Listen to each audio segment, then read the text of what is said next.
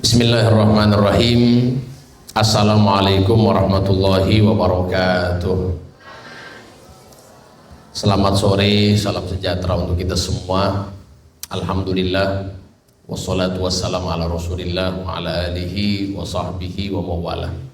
Wa ba'du, yang terhormat kami hormati abang kami, senior kami, sahabat kami, Pak Theo Mosi, biasa dicapa dengan Om Theo oleh kami. Alhamdulillah, bulan terakhir, bulan kemarin kita jumpa sebelum Ramadan, dan di bulan Ramadan kita sudah niat, kata Pak Theo, insya Allah Habib kita bikin acara buka puasa.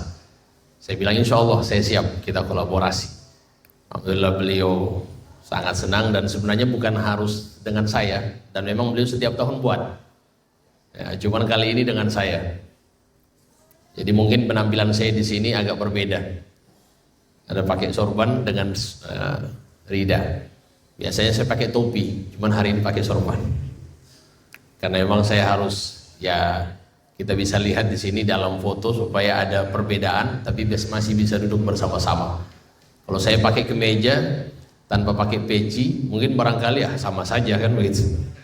Tapi kalau pakai begini kan kelihatan perbedaan warna-warninya, dan sengaja saya pakai warna-warni. Ini menunjukkan bahwasanya kita walaupun berbeda tapi tetap bisa satu, bisa duduk bersama-sama. Dan ini alhamdulillah di Gorontalo sangat luar biasa. Kita melihat kerukunan beragama sangat kuat, dan dengan duduknya kita insya Allah mudah-mudahan mendapatkan pandangan khusus dari Tuhan. Amin. Kami hormati Bapak Teni Kokcen, owner dari gedung ini. Terima kasih, dan semua yang hadir, para pendeta, para staf dari perusahaan Pak Theo semuanya, adik-adik panti asuhan, para pengasuh, semua yang hadir. Juga istri Om Theo juga hadir ya Pak Theo? Ada? Oh ini, oh Masya Allah Ibu, terima kasih. Masya Allah, semua yang hadir, mudah-mudahan kita semua yang sakit disembuhkan oleh Tuhan Yang Maha Kuasa. Yang punya hajat, hajatnya dikabulkan oleh Tuhan Yang Maha Kuasa. Amin. Hal jazaul ihsani ilal ihsan. Semua kebaikan itu pasti dibalas dengan kebaikan. Itu konsep dipakai semua agama. Tidak mungkin kebaikan dibalas dengan keburukan. Kita kalau memberikan kepada orang, pasti dibalas dengan kebaikan pula. Dan itu konsep dipakai oleh semua agama. Alhamdulillah, kita sekarang berada di bulan suci Ramadan di dalam agama Islam. Bulan ini adalah bulan berbagi. Artinya di dalam Islam itu merasakan apa yang dirasakan oleh orang-orang yang ketika sebelum Ramadan atau di luar Ramadan mereka merasakan lapar, merasakan dahaga. Tapi di bulan Ramadan ini Allah kasih cuman sebulan saja untuk bagaimana kita merasakan penderitaan orang-orang yang di luar Ramadan itu merasakan susah makan, susah minum. Kita dikasih insya Allah ini merasakan penderitaan mereka, orang-orang yang mungkin di luar Ramadan merasakan kesusahan. Alhamdulillah, pada kesempatan yang berbahagia ini saya sangat senang dan apresiasi setinggi-tingginya kepada Pak Theo. Terima kasih banyak telah membuat acara ini, menyelenggarakan acara ini, dan saya sangat takjub. Ternyata saya juga diundang tanggal 10, pas juga. Saya bilang ke anak-anak yang ngatur jadwal saya, tolong disiapkan waktu itu jangan sampai ada terisi, karena memang harus dengan Pak Theo. Dan juga saya melihat anak-anak panti ini sangat senang. Dan Nabi SAW, Nabi kita Muhammad SAW mengingatkan tentang perihal afdalul a'mal, paling afdolnya amal.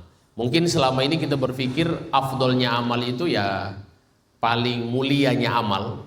Mungkin yang kalau kita di Islam sering ke masjid, atau sering tahajud, atau sering baca Al-Quran. Mungkin di Kristen barangkali yang sering ke gereja, baca Alkitab dan lain-lain. Tapi ternyata dari Nabi kita Muhammad SAW ajarkan tentang afdolul a'mal itu, paling mulianya amal. Kata Nabi adalah sururun tudkhiluhu ala qalbil mu'min, menyenangkan hati orang. Jadi ternyata paling tinggi amal itu menyenangkan hati orang, bukan amalan individu yang kita lakukan. Dan hari ini kita bisa melihat orang-orang gembira. Bayangkan tadi Pak Teo kasih amplop satu persatu, saya yakin gembira semua dia. Dapat amplop itu gembira, dan itu termasuk amalan yang paling mulia, menggembirakan hati orang.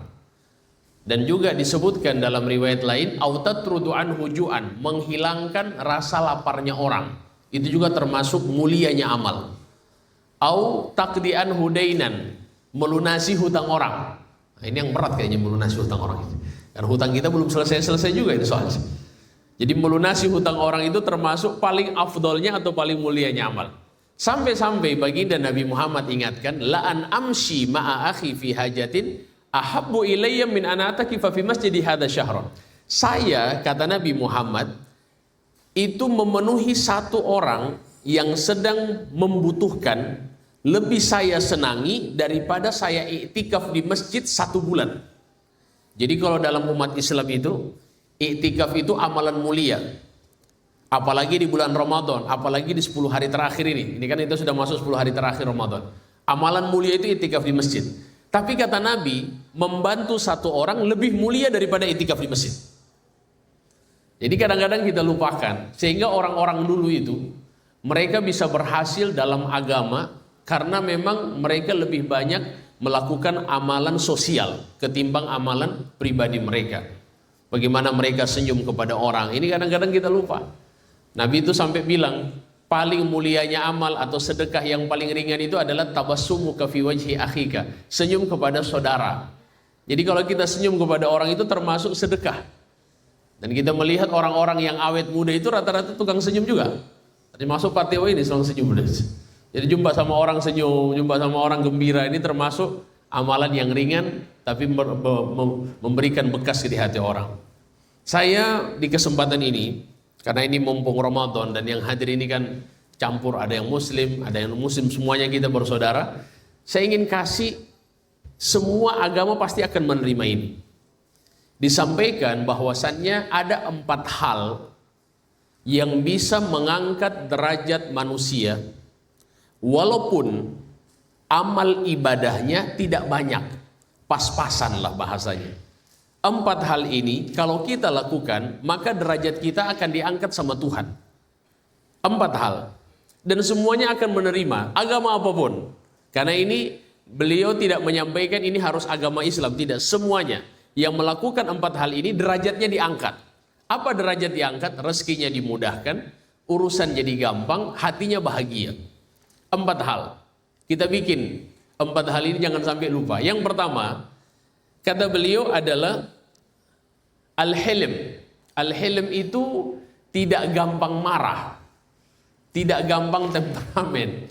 Jadi kalau orang gampang marah, hidupnya pasti nggak bahagia, derajatnya pasti nggak keangkat-angkat.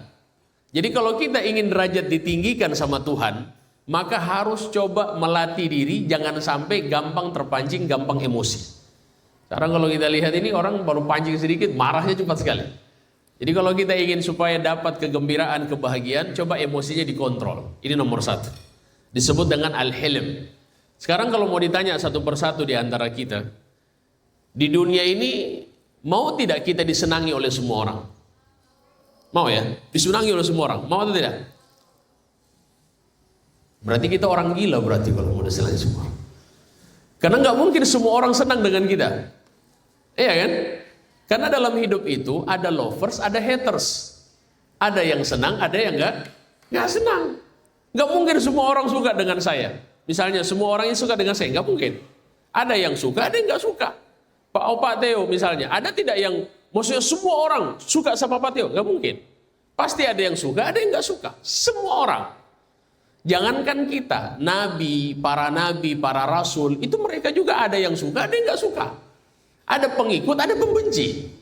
Begitu hidup. Sehingga kalau kita mencari kepuasan manusia, kita nggak akan mungkin. Disebutkan ridhon nas ghayatun la tudrak. Mencari kepuasan manusia adalah puncak yang tidak bisa diraih. Puncak nggak bisa diraih. Saya kasih contoh sederhana. Kita kalau ingin cari-cari terus manusia, ada satu orang, dia jalan dengan bapaknya, naik keledai. Ini mungkin kita pernah dengar semuanya. Si bapaknya ini bilang kepada anaknya, wahai anakku, kamu naik keledai, biar papa yang jalan. Artinya jalan kaki. Anaknya disuruh naik keledai. Papanya jalan kaki, anaknya naik keledai. Lewat di satu kampung, orang kampung bilang apa? Coba lihat, anak durhaka. Papanya jalan kaki, anaknya naik keledai. Dikomentari sama orang kampung. Akhirnya setelah itu, kata papanya, nak, ini orang komentar terus, bagaimana ini? Kata bapaknya, sudah kamu turun, nak, biar papa yang naik keledai. Akhirnya papanya turun, anaknya turun, papanya naik keledai. Ketika bapaknya naik keledai, lewat di satu kampung, dipikir sudah tidak ada yang komentar. Ternyata orang kampung lewat, lihat, papa tidak sayang anak. Masa papanya naik keledai, anaknya jalan kaki. Kata bapaknya, nak, kayaknya masih ada orang komentar, bagaimana kalau ini keledai, kita orang dua-dua yang naik. Hanya dua-dua naik. Naik dua-dua di keledai. Lewat di satu kampung, dipikir sudah tidak ada yang komentar. Ternyata lewat di kampung, kata orang, hati Allah keledai kasihan.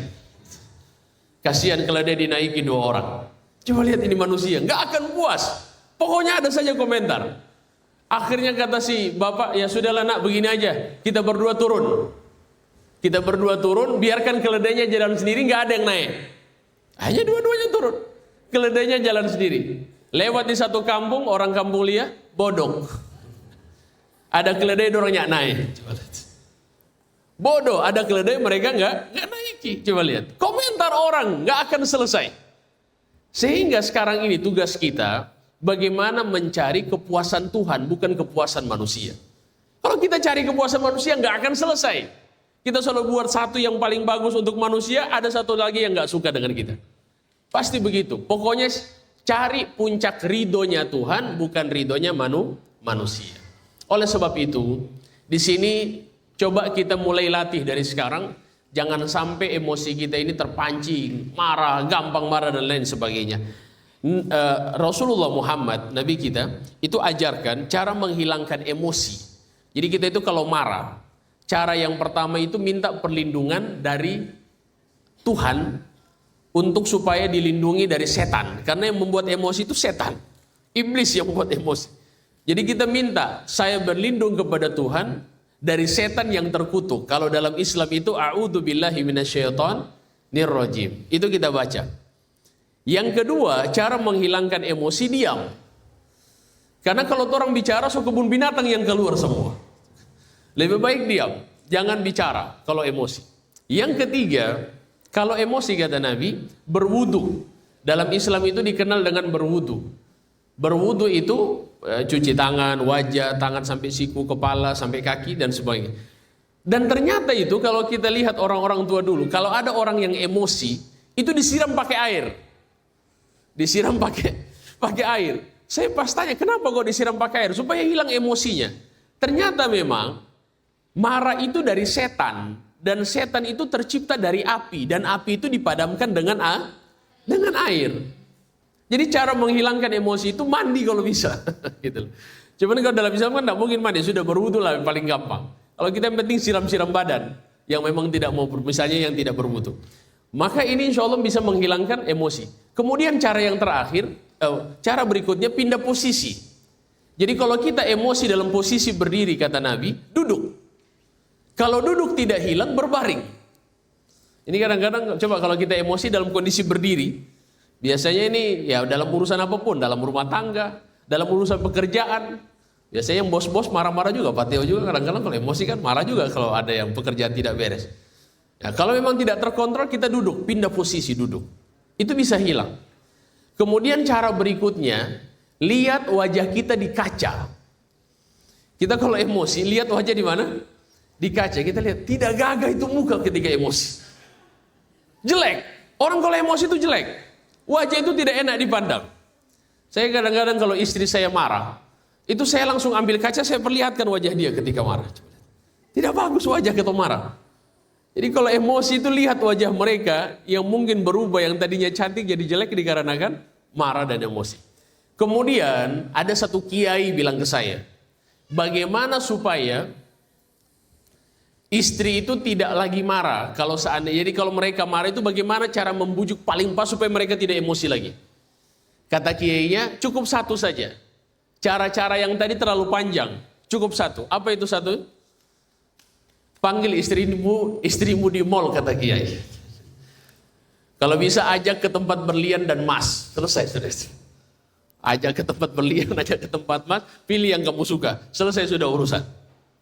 Maka oleh sebab itu, Bapak Ibu yang saya muliakan, maka hal yang pertama ini kita jaga, yaitu jangan sampai kita gampang emosi. Orang kalau gampang emosi, maka urusan dunianya nggak selesai, urusan akhiratnya juga nggak selesai. Orang nggak akan senang dengan dia.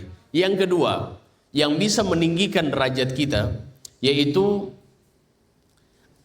disebut dengan at-tawadu. Tawadu itu rendah hati, tidak sombong. Dan ini kita melihat tanda-tanda orang tawadu itu tidak pernah alergi dengan orang miskin. Tanda-tanda orang tawadu itu tidak sombong. Berarti sombong itu kan merendahkan orang miskin. Tempat kita sekarang berkumpul ini, tidak semua ekonomi kita sama. Pasti ada yang kaya, ada yang miskin. Ini sudah menunjukkan insya Allah kita termasuk orang-orang yang rendah hati. Berkumpulnya anak yatim piatu yang mereka hartanya kasihan.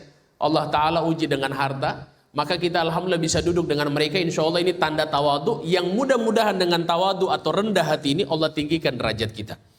Yang ketiga, yang bisa mengangkat derajat itu adalah dermawan. Dermawan itu tidak Bunggili bin Bolotu bin Piita bin Kikir bin apalagi pelit. Nah ini pelit, ini orang nggak suka pelit. Alhamdulillah Pak Teo hari ini buat acara ini menunjukkan disebut dengan karom kalau bahasa agama Islam. Karom itu dermawan. Orang yang dermawan itu disenangi oleh semua orang, dicintai oleh Tuhan dan didekati dengan surga. Tapi kalau orang yang pelit sebaliknya. Dan orang yang pelit itu tidak disenangi oleh semua orang. Coba tanya, ada atau tidak orang yang pelit disenangi? Gak ada. Bakhil, pelit, aku kancing tiap hari. Setengah mati. Berat mau kasih keluar doi. Ini orang pelit ini, na'udzubillah. Pernah waktu itu, ada satu orang. Dia bilang begini, tolong bantu ini. Kiai bilang begini. Kalian usahakan bantu masjid, ada pembangunan masjid, kata kiainya. Akhirnya orang-orang waktu itu pulang ke rumah ambil uang. Ketika mau ambil uang, karena kata kiai begini, orang kalau berani sedekah, berarti dia di sini telah mematahkan 70 rahang setan. Orang kalau berani sedekah berarti telah mematahkan 70 rahang setan. Kalau mau ditanya yang pelit itu suami apa istri sebenarnya kalau di dalam rumah tangga? Hah? Kayak bapak-bapak kayak takut semua jawabnya ini. Kelihatan takut semua kelihatan jawabnya. Yang pelit itu bapak-bapak atau suami-suami apa istri? Istri yang pelit berarti ya. Bukan suami berarti. Ini kisah. Jadi ini semuanya jamaah pulang. Sampai ke rumah masing-masing ambil doi. Ada satu orang, dia ambil uangnya di laci. Pas mau keluar kamar, dihadang sama istrinya. Kata istrinya, mau kemana kamu? Kata dia, saya mau bantu masjid. Kata istrinya, orang ini masih banyak keperluan. Masih mau perlu ini, mau perlu ini, mau perlu ini, mau perlu ini. Akhirnya suaminya tadi mau sedekah, nggak jadi sedekah. Kembalikan uang di laci, dia kembali kepada kiai. Semuanya sok kasih doi kecuali dia. Kata kiai, kamu tidak mau sedekah? Kata dia, tidak kiai. Kamu tidak mau mematahkan 70 rahang setan? Kata dia, kiai, satu rahang di rumah setengah mati mau kasih patah. Satu rahang di rumah setengah mati mau kasih patah. Ternyata rahang istri lebih berat daripada rahang setan. Maka oleh sebab itu, tapi insya Allah tidak ada rahang model-model istri model begitu. Lebih keras daripada 70 rahang setan. Disinilah insya Allah kita mulai belajar, kalau kita pelit, maka kita semakin jauh. Usahakan kita dermawan. Karena harta kita yang sesungguhnya, apa yang kita sedekahkan, yang kita simpan itu buat ahli waris, bukan buat kita. Yang kita sedekahkan itu buat kepentingan kita di kampung akhirat. Yang kita simpan bukan punya kita, punya ahli waris. Torang kalau mati yang ambil itu doi siapa? Ahli waris, bukan torang. Ahli waris yang ambil semua. Torang harta yang torang sedekahkan. Sehingga waktu itu ada satu sahabat, ketika dia datangi temannya, kawannya, dia dapati di tempat dia itu tidak terlalu banyak barang. Ditanya, kamu ini kok barangnya nggak ada yang banyak? Dia bilang, rumah saya ada 2. Di mana rumah kamu yang satu? Dia bilang, rumah saya satu di akhirat. Barang-barang saya kumpul satu-satunya di kampung akhirat, jadi barang-barang berharga saya taruh semuanya di sana. Artinya dia sedekahkan di jalan Allah Subhanahu wa taala. Maka oleh sebab itu yang ketiga ini mulai, yaitu al-karam, kedermawanan atau as-sakha. Yang keempat terakhir yang mengangkat derajat kita adalah husnul khuluq, akhlak mulia. Akhlak mulia itu Bapak Ibu adalah senyum kepada saudara lain. Jadi jumpa dengan saudara itu senyum, itu akhlak. Saya pas baca satu riwayat, sebenarnya akhlak mulia itu apa? Akhlak mulia itu adalah senyuman engkau kepada orang lain. Itu adalah akhlak mulia.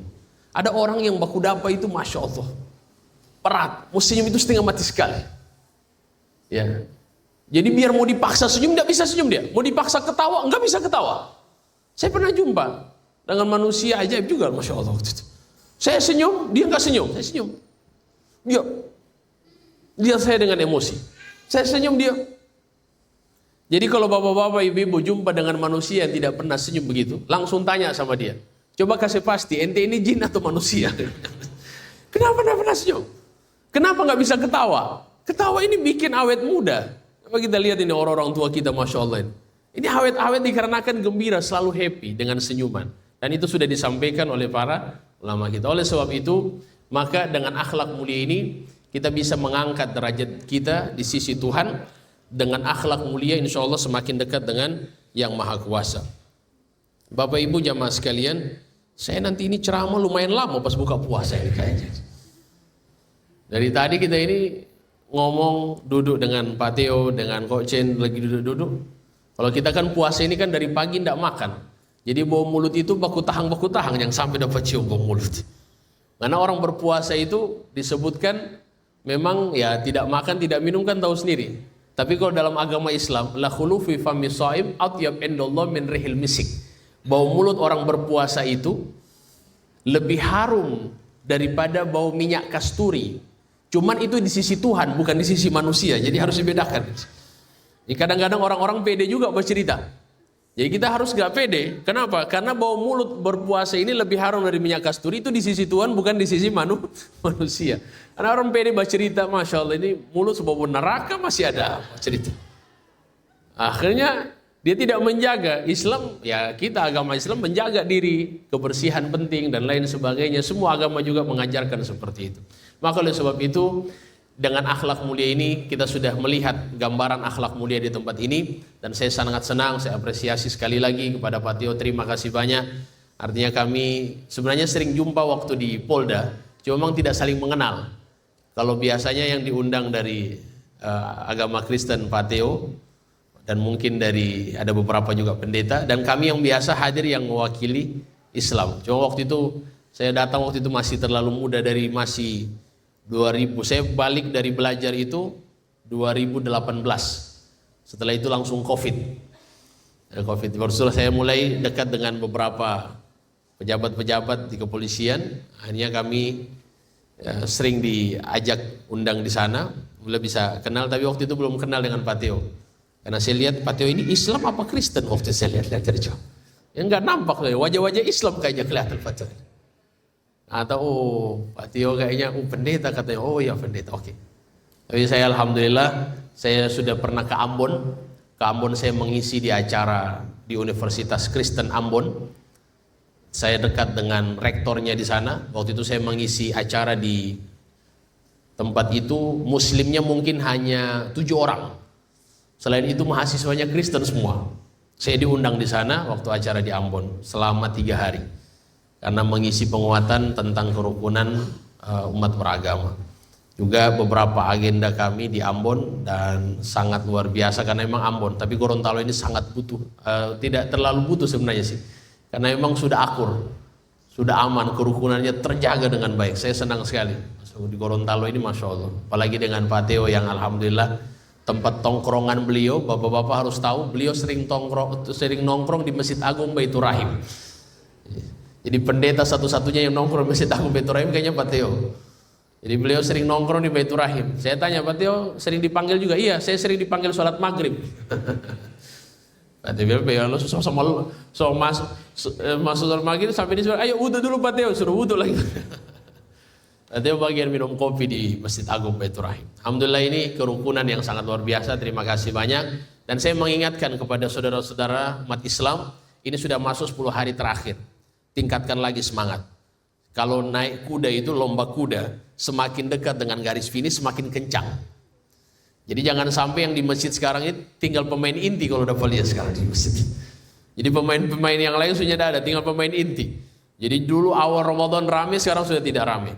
Paling minimal saya ingin sampaikan kepada teman-teman kaum muslimin, kita di 10 hari terakhir ini minimal sholat isya'nya berjamaah, sholat maghribnya berjamaah. Kalau tidak bisa berjamaah di masjid, berjamaah di rumah. Isya berjamaah, subuh berjamaah. Itu saja paling minimal. Maka insya Allah mudah-mudahan ini bisa dijaga. Dan Lailatul Qadar itu terdapat di 10 hari terakhir. Kata Nabi, taharru Lailatul Qadri fi ashril awakhir. Carilah malam Lailatul Qadar itu di 10 hari terakhir. Dan 10 hari terakhir ini sekarang kita sudah masuk mulai malam ini.